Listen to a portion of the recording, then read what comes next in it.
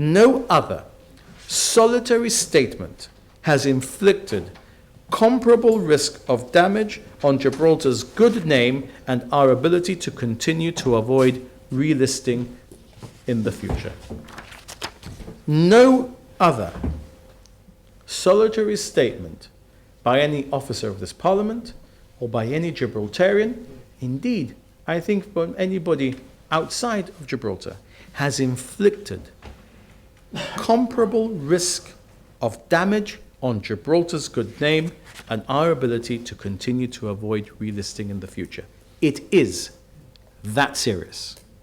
This was day 2 of the Chief Minister's dissection of the 2018-2019 Principal Auditor's report. Fabian Picardo said the former PA's assertion that he was blocked from auditing the Gibraltar Savings Bank reflects a fundamental misunderstanding of the law and his remit.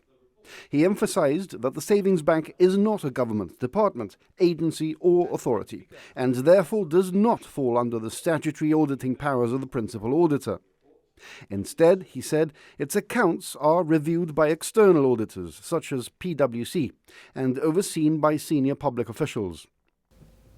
As the House is aware, the government strongly rejects this part of the report in every regard.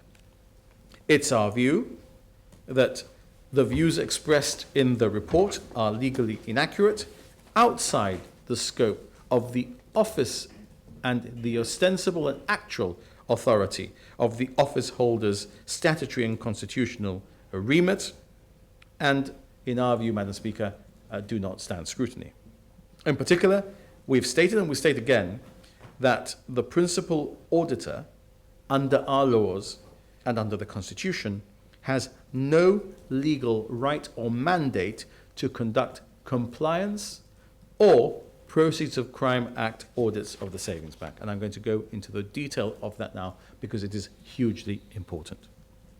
The Chief Minister said successive financial secretaries and bank directors, including the former Principal Auditor himself and earlier correspondents, had agreed that audits of the Savings Bank were by invitation only.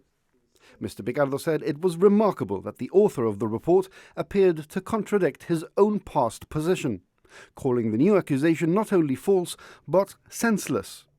The author of the report that says that it was unconstitutional to stop him and improper to stop him carrying out the audit because he was entitled constitutionally to do it, had said the opposite in writing himself. How on earth could I have been acting unconstitutionally? By agreeing with the author of the letter of February 2022, who is the self-same author of the report that makes the serious, baseless, and utterly defamatory allegation against me that I acted unconstitutionally or improperly. It is frankly, Madam Speaker, senseless. I confess that I quote the former Principal Auditor and the author of the report when he said, in one part of his communication, that this just beggars belief. Mr. Picardo said the allegation was not only hollow and unreliable, but had already caused international concern, giving local ammunition for foreign cannons. The Chief Minister warned that such claims, though demonstrably untrue, could be used by Gibraltar's opponents to question its compliance with international standards, potentially affecting areas like mortgage lending, banking operations and global market access. I don't think that people will readily understand, Madam Speaker, the implications, but let me frame them for them in terms that are easier to comprehend. I repeat this because it bears repeating what the implications of being on the grey or blacklist are. Banks would have difficulty with their corresponding bank relationships, meaning banks considering their position in Gibraltar with the possible implications for availability of mortgages or simple banking functions. We faced this when we were on the grey list if we were not to be removed. Banks like Revolut withdrawing and not opening new accounts for customers. Financial services businesses having difficulty with their international connections, having to explain the situation in Gibraltar. Borrowing in international markets becoming more expensive because of perceived risks with Gibraltar. Businesses here that operate at large scale internationally because it's viewed, or we are viewed, as a well-regulated centre, needing to consider their presence.